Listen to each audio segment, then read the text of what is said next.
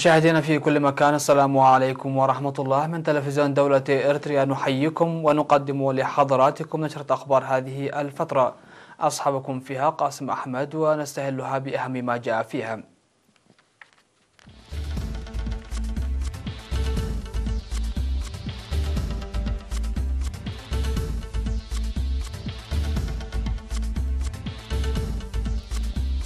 جهود لتوسيع خدمات طب الأسنان والعيون في مدينة دكة محرين.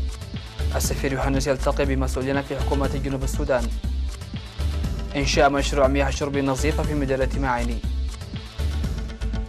إطلاق جولة جديدة من المحادثات التجارية بين الصين والولايات المتحدة. معطل 27 من الحرس الثوري في هجوم انتحاري بإيران. إضراب يلغي جميع الرحلات الجوية في بلجيكا.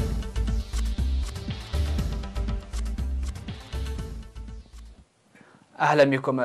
صرح المهنيون الصحيون عن تسيير جهود حثيثة لتوسيع خدمات طب العيون والأسنان الجارية في مستشفى دكة محرين. وأوضح الدكتور إفريم كعسعي طبيب الأسنان بأن قسم خدمات طب الأسنان الكائن في المستشفى ظل يشهد تطورا ملموسا من حيث الكادر الكفؤ والمعدات الحديثة اللازمة، حيث يقدم في الوقت الحالي خدمات الجراحة وخدمات حشو الأسنان بالليزر. وأشار إلى أنهم يقدمون الخدمات في المدارس، مفيدا بأن متلقي الخدمات كانوا يضطرون للذهاب إلى أسمرة للحصول عليها، إلا أنهم في الوقت الحالي يحصلون عليها عن قرب. من جهتها قالت طبيبة العيون لوام تسفالدت إن أمراض العيون السائدة في المديرية هي المياه الزرقاء وحساسية العين، وتجري عمليات العلاج حسب المستوى.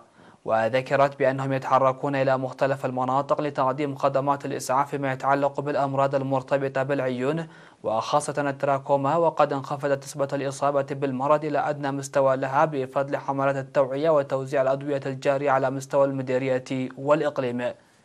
وأوصى المهنيون الصحيون المجتمع المدني لاستخدام النظافة باعتبارها من أهم العوامل المتبعة لمكافحة الأمراض، وعلى المواطنين المصابين بأي كان من الأمراض الإسراع إلى المؤسسات الصحية. وشهد المستفيدون من تلك الخدمات بالتعامل الحسن الذي يبديه لهم المهنيون الصحيون إلى جانب الخدمات الصحية التي يحصلون عليها من المؤسسات الصحية، داعين لإيجاد حل لقسم طب العيون الضيق مع كثرة المستفيدين.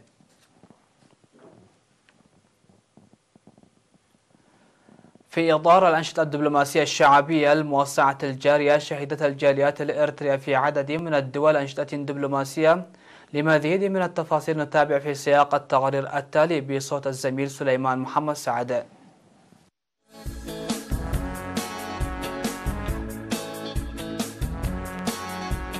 التقى سفير إريتريا بجنوب السودان السيد يوحنس تخلي ميكائيل في 13 من فبراير الجاري بالرئيس الجنوبي السوداني سلفا كير ميارديت، وفي 11 من ذات الشهر بنائب وزير الشؤون الخارجية دينغ داو دينغ. وفي اللقاء الذي جرى في العاصمة جوبا أجرى السفير يوحنس والرئيس سلفا كير بحثا موسعا حول القضايا التي توصل إليها الرئيسان إسياس أفورقي والرئيس سلفا كير في أغسطس الماضي إلى تفاهم في إطار الزيارة الرسمية التي قام بها سلفا كير إلى إريتريا. وذكر الرئيس سلفا كير ميارديت في اللقاء العلاقات الإريترية والجنوب السودانية التاريخية، معبرا عن أمنياته الطيبة لفخامة الرئيس إسياس أفورقي والشعب الإريتري. وفي لقاء آخر شهد حضور مسؤولي الجالية الإريترية بجوبا وضوائحها بالإضافة إلى جمعية الإريتريين لأصحاب السهارج. ذكر السيد دينغ داو الدعم الذي قدمته إريتريا وشعبها لشعب الجنوب السوداني في الفترة العسيبة، موضحا بأن حكومة بلاده تعمل بكل ما في وسعها لاستقلال المستثمرين الإريتريين الفرص الاستثمارية في بلاده جيدا، وكذلك لضمان حقوقهم. في غضون ذلك نظم أعضاء الجبهة الشعبية للديمقراطية والعدالة والاتحاد الوطني للمرأة وكذلك اللجنة الوطنية للإريتريين والأمريكيين في مدن دنفر وفونيكس وسان برناردينو وسان دياغو ولوس أنجلوس وأورانج كاونت بالولايات المتحدة الأمريكية، نظموا جلسة مباحثات في 9 من فبراير الجاري في لاس فيغاس لتبادل التجارب وتعزيز إسهاماتهم في القضايا الوطنية. من جهة ثانية، أحيا الإريتريون المقيمون في مدن روما وميلانو وبرما وفيرنسي ونابولي وكاتانيا وباري الذكرى 29 لعملية فنقل التاريخية بمشاركة العديد من أصدقاء إريتريا والإريتريين ذات الجنسيات الأوروبية. وأكد المشاركون في مراسم الإحياء التي جرت حسب المدن جاهزيتهم للعمل من أجل تعزيز القيم الوطنية وتقوية تأطيرهم وترابطهم.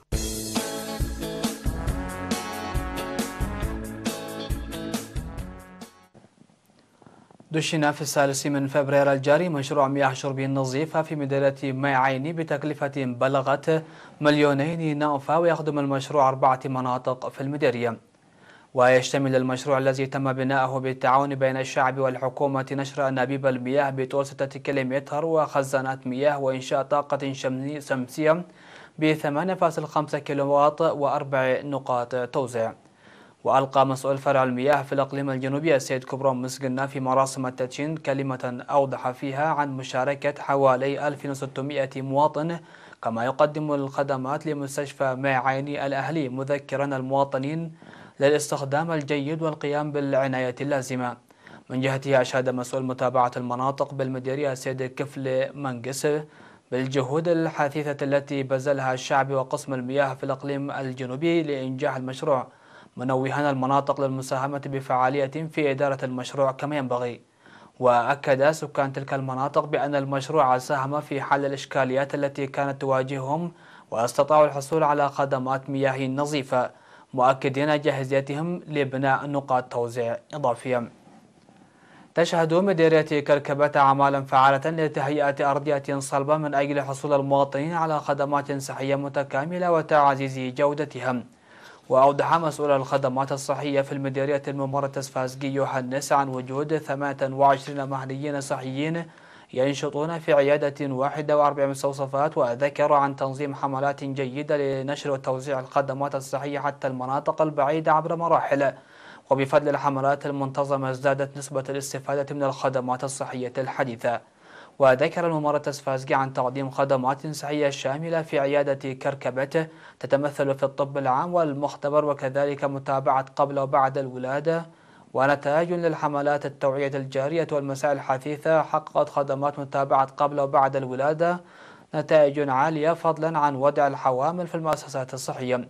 وأفاد بأن الأنشطة الجارية لانخفاض الإصابة بمرض الملاريا أدت إلى تدني ظاهرة المرض، موضحا بأن خدمات التطعيم المقدمة بالتنقل إلى المناطق البعيدة من كل شهرين ظلت تلعب دورا كبيرا في إنجاح المهام الصحية. في الختام أشار الممرتز فازقي إلى أن المؤسسات الصحية المتوفرة في المديرية لا توازي انتشار رقعتها، لذلك تواجه المديرية مشاكل تتعلق بنقص وقلة المؤسسات الصحية، منوها إلى إنشاء مؤسسات صحية إضافية ومنح قلة الأدوية اهتمام أكبر. من جهتهم ذكر المستفيدون بأن إنشاء المؤسسات الصحية وتوفرها في مديريتهم أدى إلى الحصول على الخدمات الصحية الأساسية عن كثب، وتعزيز وعيهم فيما يتعلق بكافحة الأمراض وسبل المعالجة، مناشدين لتوسيع الفرص حتى في المناطق البعيدة. انتخب السكان 21 ضاحية في مديرية عالدقيق قضاة ولجان صلح في 11 محكمة أهلية في المديرية. وأوضح المدير التنفيذي في المديرية السيد كويروس قبر مريم بأن لجان الصلح يلعبون دورا كبيرا في تسهيل عملية الحكم وإرساء الوئام والوحدة، مناشدا المنتخبين الجدد للعمل المتفاني من أجل تنفيذ المسؤولية الملقاة على عاتقهم، وعلى المواطنين إبداء التعاون اللازم معهم.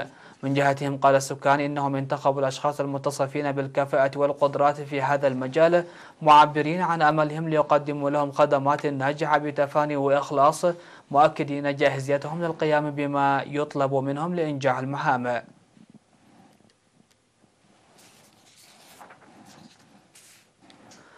مشاهدينا الأكرام، نشرتنا لا زالت مستمرة معكم، لكن بعد فاصل قصير فكونوا معنا.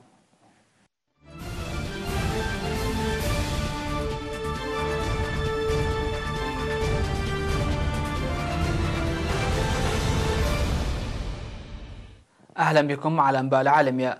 استأنفت الولايات المتحدة والصين مفاوضاتهما التجارية في بكين الخميس على مستوى رؤساء الوفدين قبل أسبوعين تقريبا على انتهاء المهلة التي حددها الرئيس الأمريكي دونالد ترامب لفرض حزمة جديدة من العقوبات على بكين. وصافح وزير الخزانة الأمريكي ستيفن مونيتشن وممثل التجارة الأمريكية روبرت لايتهايزر نائب رئيس الوزراء الصيني ليو هي أمام عدسات المصورين قبل أن يبدأوا مباحثاتهم في منتزه غرب العاصمة الصينية. ويأتي استئناف هذه المباحثات في الوقت الذي حذر فيه صندوق النقد الدولي من عاصفة قد تضرب الاقتصاد العالمي ومرتبطة جزئيا بحرب الرسوم الجمركية بين أكبر اقتصاديين في العالم. ويسعى الجانبان للتوصل إلى اتفاق تجاري قبل الأول من مارس، المهلة النهائية التي حددها ترامب، رغم إعلانه أنه قد يمددها على ضوء سير المحادثات في بكين. وتبادلت الدولتان فرض الرسوم على أكثر من 360 مليار دولار من التجارة فيما بينهما، مما أرخى بثقله على الأسواق المالية العالمية. قالت وسائل إعلام رسمية أن 27 من أفراد الحرس الثوري الإيراني قتلوا في هجوم انتحاري بجنوب شرق إيران، حيث تتعرض قوات الأمن لهجمات متزايدة يشنها متشددون من الأقلية السنية في البلاد. ودفعت الخسائر الكبيرة في صفوف الحرس الثوري قائدا كبيرا إلى توجيه تحذير إلى خصوم بلاده. وقال الحرس الثوري في بيان إن سيارة ملغومة يقودها انتحاري استهدفت حافلة كانت تنقل أفراد القوى، وأصيب 13 شخصا آخرين. وتعهد المتحدث باسم وزارة الخارجية الإيرانية بهرام قاسمي بالرد على هجوم الأربعاء. وقال نائب الرئيس الإيراني إسحاق جهانجيري إن إيران ستشن معركة لا هوادة فيها ضد الإرهاب ردا على الهجوم. وافادت وكالة فارس الشبه الرسمية بأن جيش العدل الذي يقول أنه يريد حصول أقلية البلوخ العرقية على مزيد من الحقوق أعلن مسؤوليته عن الهجوم.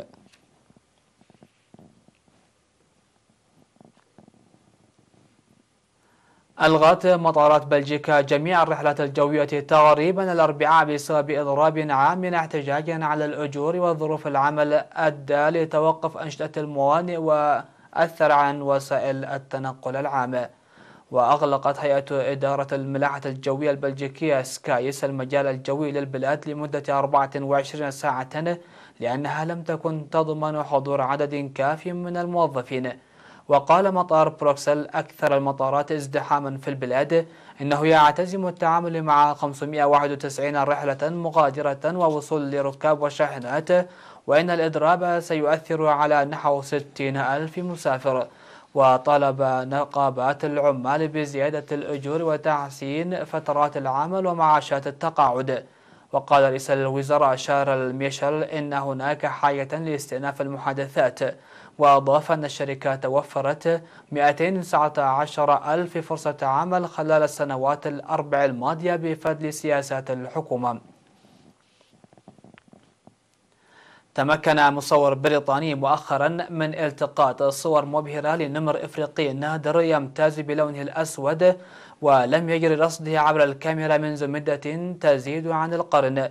وبحسب صحيفة بريطانية فإن الصور التي التقطها المصور بورارد لوكاس للنمر الأسود جرى عرضها في منتزه لايكيبي للحياة البرية بكينيا. وكان المصور قد التقى عددا من السكان المحليين الذين تحدثوا عن وجود الحيوان في المنطقة وأشاروا إلى آثاره. وفي مرحلة لاحقة قام بتركيب كاميرا ذكية تعمل عن طريق استشعار الحركة ويمكن الاتصال بها بشكل لاسلكي. وبعد ما انتظر بدون جدوى خلال الأيام الأولى، فوجئ المصور بصيد العدسة بعد فترة قصيرة. وقال في تصريح صحفي إنه كاد لا يصدق الأمر في بداية الأمر. ويقول خبراء في شؤون الحياة البرية أن عدة النمور السوداء تعيش في غابات إفريقيا، لكن آخر صورة التقطت لنمر أسود كانت في العاصمة الإثيوبية أديس أبابا سنة 1909. مشاهدينا، هكذا نكون قد وصلنا وإياكم إلى نهاية نشرة هذه الفترة. دمتم في أمان الله، والسلام عليكم ورحمة الله.